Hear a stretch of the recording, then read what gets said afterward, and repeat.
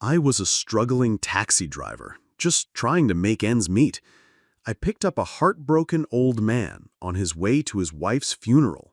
When we arrived, he realized he had no money to pay the fare.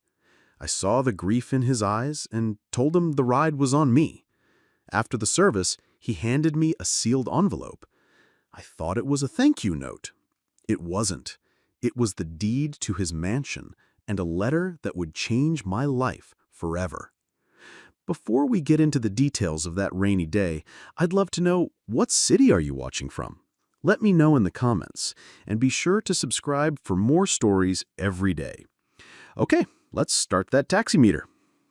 The rain had been falling for 3 straight days, a cold, miserable drizzle that seemed to seep into the very soul of the city. For a taxi driver, rain should be a blessing, a guarantee of a busy day. For me, it just meant the streets were clogged, the fares were impatient, and the few extra dollars I might make would barely cover the rising cost of gas and the overdue bill that was sitting on my kitchen table. My life had become a relentless, grinding exercise in trying to keep my head just above water. I was at the end of a long, thankless 10-hour shift, my back aching, my mind numb from the endless loop of traffic and talk radio, when the call came in. A pickup at a quiet, respectable address in one of the older, more dignified parts of the city. The destination, Oakwood Cemetery, a full 40-minute drive across town. A long fare, a good fare. Maybe, I thought, the day wouldn't be a total loss after all. I pulled up to a beautiful old brownstone, the kind of house that spoke of quiet generational wealth. The man who emerged was not what I expected. He was elderly, probably in his late 80s, and he was dressed in an impeccable, dark, and clearly very expensive suit. But he was not a powerful, imposing figure. He was a man hollowed out by grief.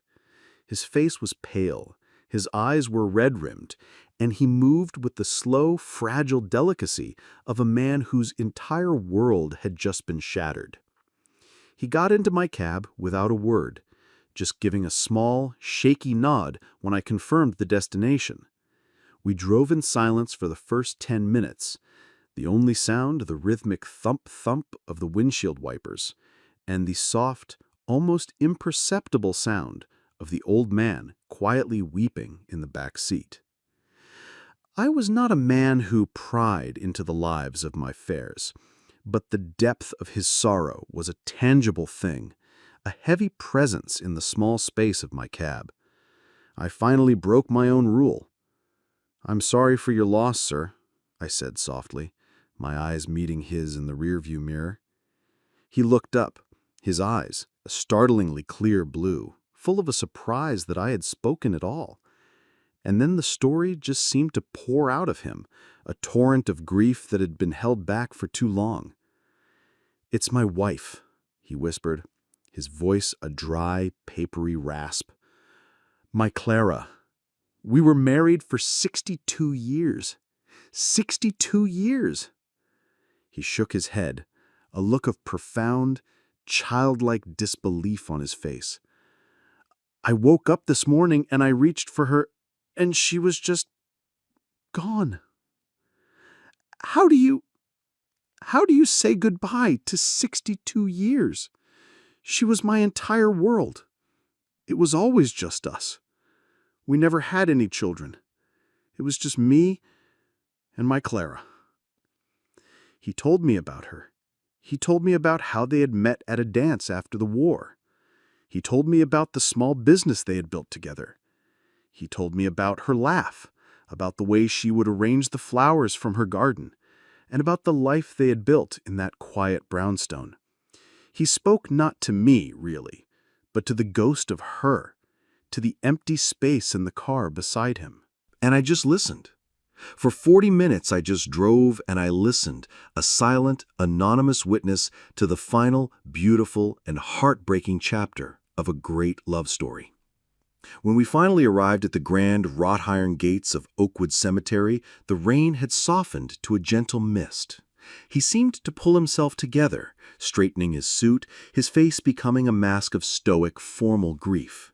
He reached into his coat pocket for his wallet, and then his face, which was already so pale, seemed to drain of all remaining color.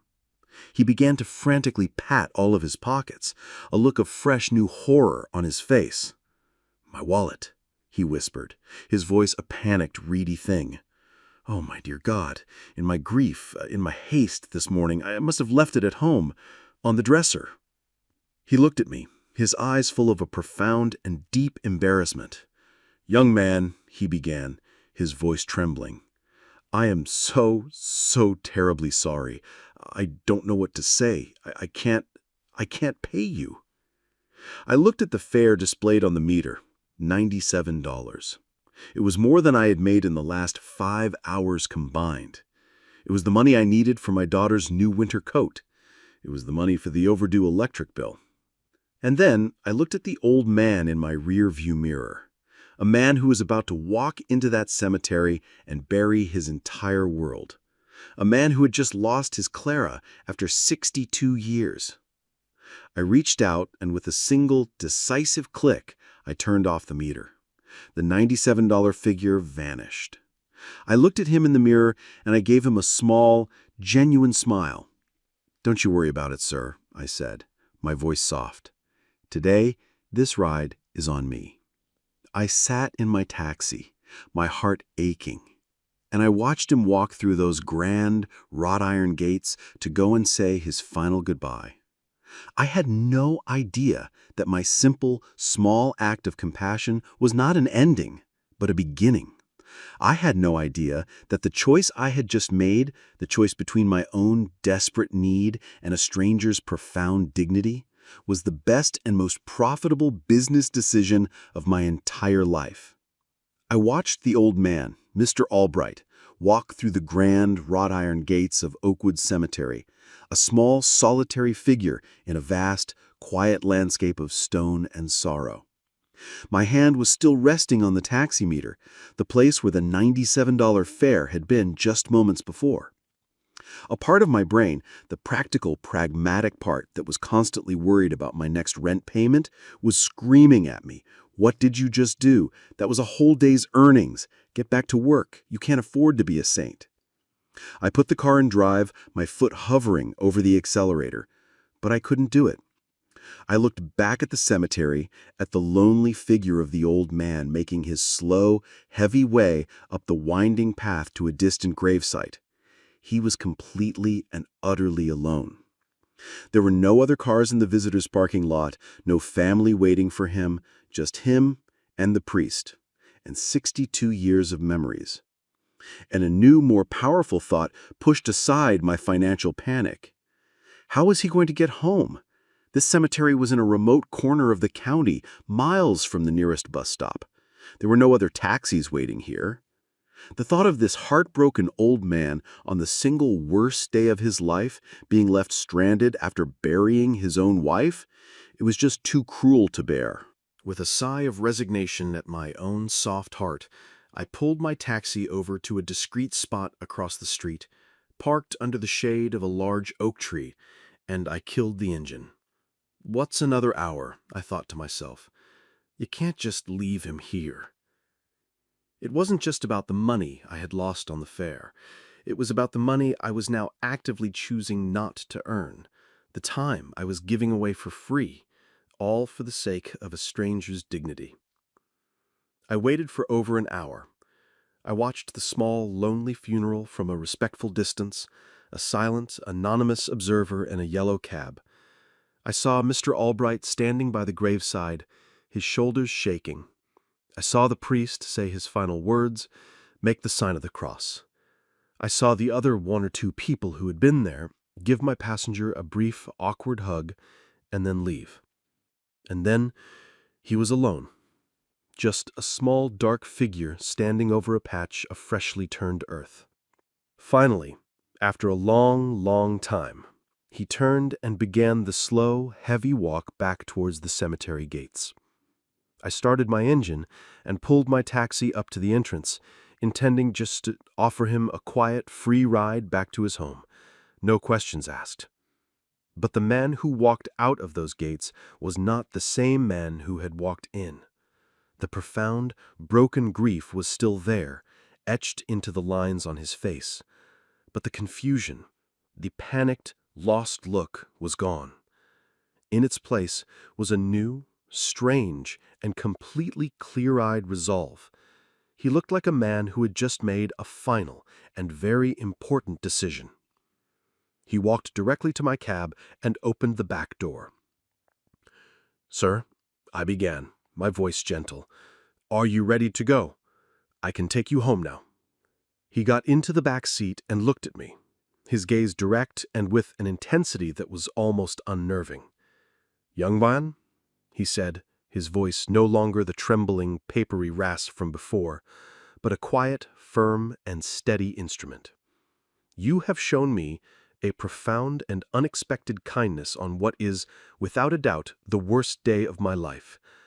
I have one final piece of business I must attend to today, a final loose end to tie up. And I find myself," he paused, his clear blue eyes seeming to look right through me, "in need of a man of good and decent character to be a witness to it." I just stared at him in the rearview mirror, completely and utterly bewildered. A witness? What on earth was he talking about?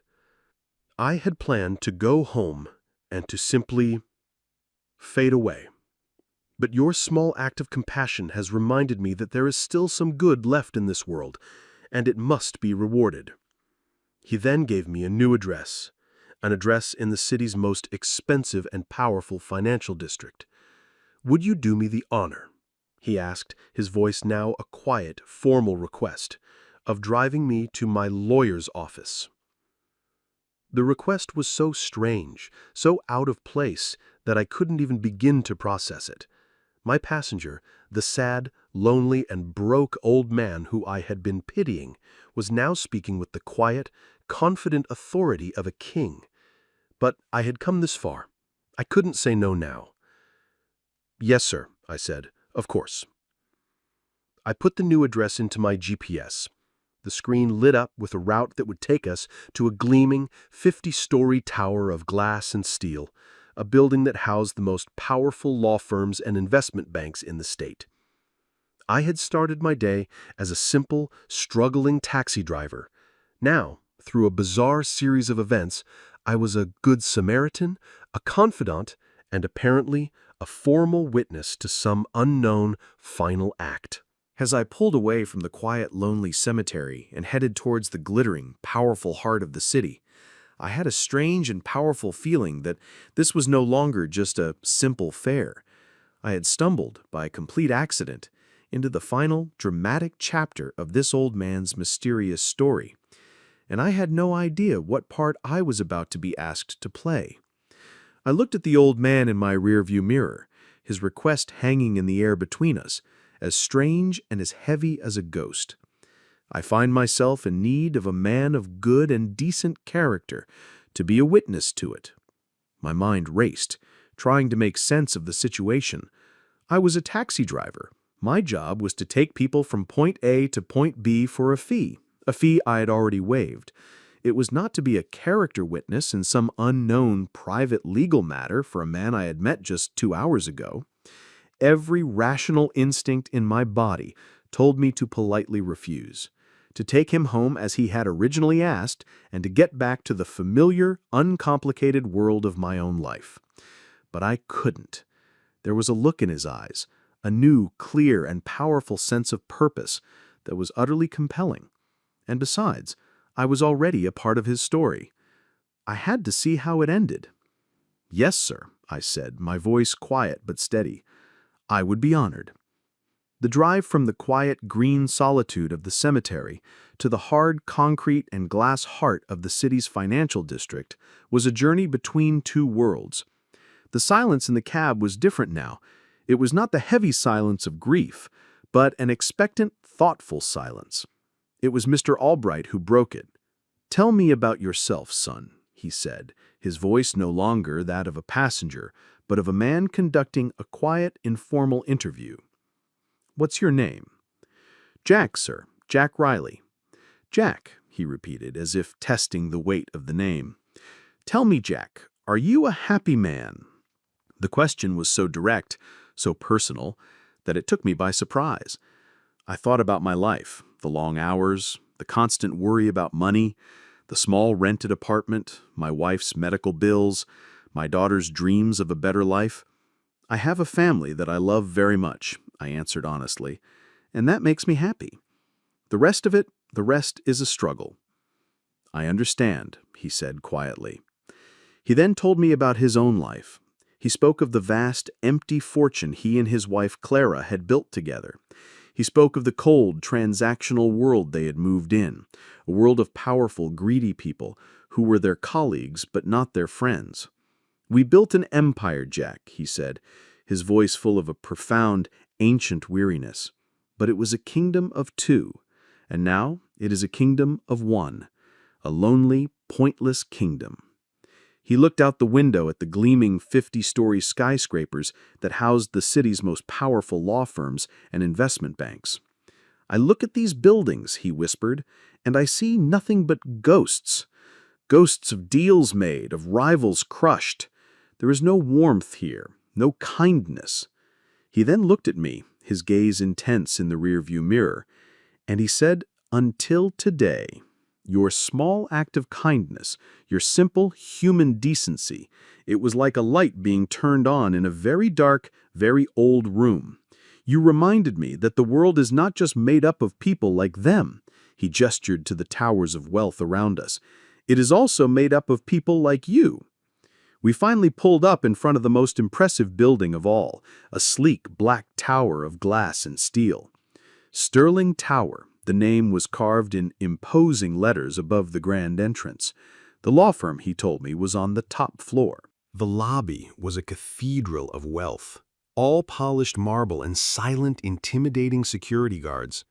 As we walked towards the elevator, the receptionist, a woman with a look of bored, professional disdain, looked up. Her eyes widened in immediate recognition of my passenger. "Mr. Albright, sir," she exclaimed, her voice suddenly full of a fawning, almost fearful respect. "We weren't expecting you. I'll let Mr. Davies know you're on your way up immediately." We rode the express elevator to the penthouse floor in silence. I was in a world I had only ever read about, a world of unimaginable power and wealth, and I was there as the personal guest of the man who was clearly at the very top of it. The lawyer's office was even grander than the lobby. A kind-faced, silver-haired man in a perfectly tailored suit rose from behind a massive desk to greet us. "Augustus," he said, his voice full of a warm, familiar concern, "I got your message. I am so deeply sorry about Clara." He then looked at me, his expression a polite, questioning curiosity. "And you've brought a guest?" "Yes, Julian. My passenger," Mr. Albright replied. "This is Mr. Jack Riley. He is not a guest. He paused, a small wry smile on his face, "my new business partner and my new family, and he is here to be the primary witness for the final codicil to my will, the one," he said, his voice now a low, powerful command, "that you are going to draft for me right now." The lawyer, Julian Davies, stared, completely and utterly stunned. "I went to my wife's funeral today, Julian," Augustus continued, his voice now full of a strange, new, and brilliant energy. "I went there believing my life was over, that there was no goodness or decency left in the world worth rewarding. I was a rich, lonely man with a fortune that had become a curse. And then I met this young man." He turned to me. "He is a stranger. He is, by the world's standards, a poor man. He needed the $97 fare I owed him. But he saw a fellow human being in pain, and he chose compassion over commerce. He sacrificed his own earnings for the sake of my dignity on the single worst day of my life." Then he turned back to his stunned, speechless lawyer. "So I have made a decision, a final one. I am leaving the entirety of my estate, the house, The stocks, the foundation, all of it. To the one person who has proven to me that character is a more valuable currency than money. I am leaving it all to him. To Jack. I stood there, in that magnificent, sunlit office, the entire city sprawling beneath me like a map of a world I had never been a part of, and I listened as the man I knew as Mr. Albright, Augustus Albright, calmly and with a terrifying, absolute certainty, bequeathed his entire multi-million-dollar fortune to me, the taxi driver, the stranger, the man to whom he had, just hours before, been unable to pay a $97 fare. My first reaction was a short, sharp, and hysterical bark of laughter. It just burst out of me, a completely involuntary sound of a mind that has been pushed past its breaking point. I thought it was a joke, a prank. The strange, elaborate, and cruel game of a grieving, eccentric billionaire. "Sir, Mr. Albright, Augustus," I stammered, my face flushing with a mixture of terror and a strange, inappropriate amusement. "No, no, absolutely not. I can't. It's insane. I'm just a taxi driver. I gave you a ride. I gave you a free ride. You can't give me your entire life's fortune for that. The world doesn't work that way." The lawyer, Julian Davies, clearly agreed with me. He rushed to his client's side, his own face a mask of professional, panicked concern. "Augustus, please," he said, his voice a low, placating murmur. "This is highly irregular. You are not in a sound state of mind. You are grieving. We should take some time, a few weeks, to consider the full ramifications of such a drastic alteration to your estate." But Augustus was a rock, an immovable object of pure, unshakable conviction. He waved a dismissive hand at his own lawyer. "Julian," he said, his voice now full of a cold, hard authority, "for 30 years you have managed my money. For what? So that I could die alone in my bed and leave it all to some soulless, tax-deductible foundation? So it could be picked apart by the vulture relatives I haven't spoken to in a decade, who will suddenly appear at my funeral weeping false tears?"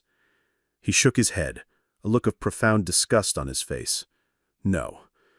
My wife, Clara, and I built that fortune together. It was built on a foundation of hard work, of integrity, of a simple, decent character. And it will be passed on, in its entirety, to someone who embodies those same values." He then turned his full, formidable attention back to me. His eyes were not the eyes of a madman. They were sharp and clear, and full of a purpose so absolute it was almost terrifying. "Son," he said, his voice now softening, becoming a tool of gentle, powerful persuasion. "Don't you see? This is not a gift. This is not charity. This is a job offer, the most important and most difficult job offer of your entire life." He stood up from his chair and walked over to the grand window, looking out over the city he had conquered. "I am not giving you a pile of money so you can buy a yacht and a fast car," he said, his back to me. "I am giving you a legacy, a responsibility, a burden. I am entrusting you to be the steward of my wife's memory, of our entire life's work. I need a good, decent, and honest man for that job." He turned back from the window and looked me straight in the eye. "And in the last 3 hours, you are the only one I have found." His words, his reframing of the situation, changed everything. I had been overwhelmed, terrified by the sheer, incomprehensible scale of the money. But a job? A responsibility? A duty to honor the memory of the kind, loving woman whose funeral I had just witnessed from a distance? That was a language I could understand. I thought about my own life, the endless, grinding struggle, the constant, gnawing worry about bills, the dream of giving my wife and my daughter a better, more secure future. This was not just a fortune. It was a salvation. It was a different world. I looked at the old man, at the sincere, pleading, and deeply, profoundly trusting look in his eyes. He was not just offering me his money. He was offering me his faith. And in that moment, I knew I could not, would not refuse. My own posture changed. I stood up a little straighter. The confused, stammering taxi driver was gone. "Okay, sir," I said, my voice quiet but firm, a new, strange sense of purpose settling over me. I will be the steward of your legacy.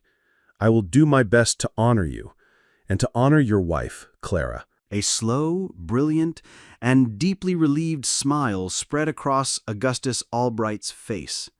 "I know you will, son," he whispered. "I know you will."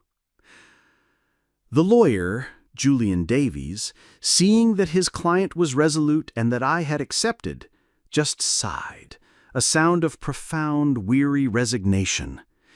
He went to his desk and began to draft the final, legally binding codicil to the will. I stood there, in a state of surreal, dreamlike shock, as I watched the legal architecture of my new life being constructed right before my very eyes. I, Jack Riley, a man who had started the day worried about a $100 fare, was now the sole heir to a 9-figure fortune. After the documents were drafted and signed, with me acting as the witness to my own unbelievable inheritance, Augustus and I stood to leave. He looked at me, a new, almost mischievous twinkle in his eye. "Well, Jack," he said, "now that you are a man of considerable means, I assume your professional career as a taxi driver is, as of this moment, officially over." I just nodded, my mind still too numb to form a coherent thought. "Good," Augustus said, with a small, satisfied smile. "Because, as it happens, I find myself in a new and rather urgent need of a private driver and a new friend. My first request of you, as the new head of my estate, is that you do me the honor of driving me home." I looked at the billionaire who had just made me his heir. I was no longer his taxi driver, but he was, it seemed, still my passenger. And our strange, unbelievable, and now deeply intertwined journey together was only just beginning. I walked out of that gleaming 50-story tower of glass and steel, the same man who had walked in, and yet a complete and utter stranger to myself. In my pocket was the signed and notarized codicil to a will that now named me, Jack Riley, a struggling taxi driver, as the sole heir to a 9-figure fortune. And walking beside me, leaning gently on my arm for support, was the man who had just rewritten my entire existence. Augustus Albright, my passenger, my benefactor, my new and most unlikely friend. The drive back to his grand, quiet brownstone in my humble yellow taxi was the most surreal journey of my life. The city, a place I had only ever known from the perspective of a man hustling to make a living, now seemed like a different world. The people on the street, the buildings, the very air itself, it was all the same. But I was different. We didn't talk about the money, not directly. Instead, he talked about her, about Clara. He told me about the charities she had supported, the small, underfunded animal shelters and children's art programs she had poured her heart into. He spoke of his one great regret, that he had been so consumed with making money that he had never truly participated in her world of giving.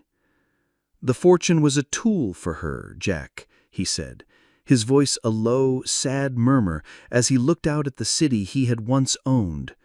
"For me, it just became a way of keeping score." Then he looked at me, his gaze full of a new, heavy responsibility. "I have given you a great burden, my boy, the burden of a second chance, my chance to finally do it right." When I dropped him off at his home, he did not try to pay me. He just took my hand in his own frail old one. "I will have my lawyer, Mr. Davies, contact you in the morning to begin the formal process. And Jack," he added, his eyes full of a sincere, almost pleading warmth, "I would be very grateful if you would consider coming back tomorrow, not as a driver, but as a friend. This old house is very quiet." I spent that night in a state of shocked, sleepless disbelief. I told my wife the entire impossible story.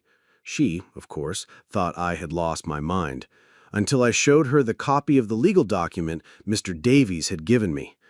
We just sat there, in our small, cramped apartment, staring at a piece of paper that promised a future we had never, in our wildest dreams, dared to imagine. Augustus Albright passed away peacefully in his sleep 2 months later. The time I spent with him in those final weeks was a strange and profoundly beautiful gift. We were an odd pair, the reclusive, dying billionaire and the young, bewildered taxi driver. I would take him for drives in his own luxurious cars he hadn't sat in for years. We would talk for hours about his life, about my life, about the world. I was not a servant. I was not a beneficiary. I was, in the end, his last and only friend. He had spent his life surrounded by power, and yet he had died in the quiet company of kindness. The inheritance, when it came, was as real and as staggering as he had promised. I, Jack Riley, was now a man of immense wealth. But his final words to me, his description of the fortune as a burden of a second chance, had taken root in my soul. The first thing I did was not to buy a new house or a fancy car. I took the detailed list of Clara's beloved charities that Augustus had given me, and I, with the help of Mr. Davies, made a series of massive, anonymous, and transformative donations in her name, ensuring that her legacy of kindness would continue for generations. Then, I established a new foundation, the Albright Foundation. Its mission was simple: to provide grants and support to ordinary, working-class families who found themselves facing a sudden, unexpected crisis, a medical bill, a job loss, a funeral they couldn't afford. It was a foundation dedicated to providing for others the same kind of unexpected, life-altering kindness that a stranger had once shown me. It's been a year now. My wife, my daughter, and I live in a comfortable, beautiful new home. Not a mansion, but a house with a backyard, a place where my daughter can play. I no longer drive a taxi. I spend my days running the foundation, doing the most rewarding work of my life. This afternoon, I was driving home, not in my taxi, but in a simple new family car, and I saw an old, beat-up car on the side of the road, its hood up, a young, frantic-looking mother with 2 small children inside. The old me, the me who was always worried about the next fare, about the next bill, might have driven past, but the new me, the man Augustus Albright had entrusted with his legacy, did not. I pulled over.